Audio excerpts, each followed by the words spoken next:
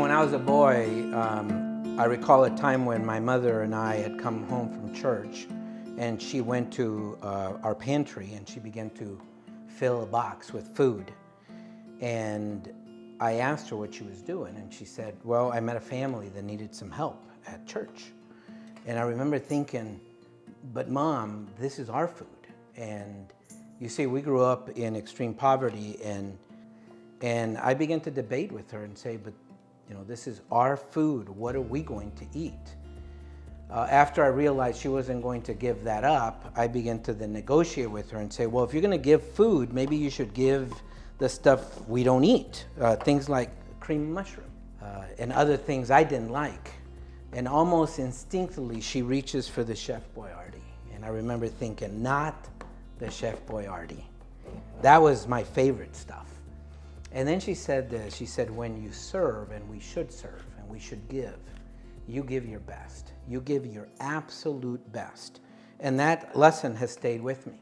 Now, Jesus builds on this idea of giving your best when he tells the story of the Good Samaritan, the story of a man who was beaten and left for dead, and how another individual responded to that man's need. He took his clothes and we gave him to this individual and took him to a hotel and took care of him and even made payments so that others might do so for the long haul. And the Bible is really specific about saying how this individual, the Good Samaritan, gave his very best. So the research on volunteerism and serving is actually pretty solid. I think it's one of the reasons why Jesus spent so much time emphasizing that part of his story. The research says that human beings tend to build stronger relationships and they become physically healthier. Our outlook in life gets better. We get less depressed.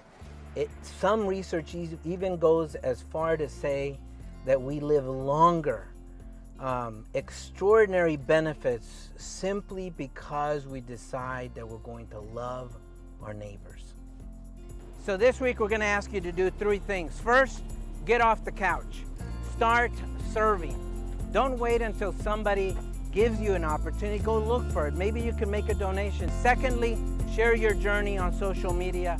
Inspire others to do the same. And finally, when you do give, reach for the Chefboyardee. Bring your best and make a difference in the lives of the people that you are called to serve.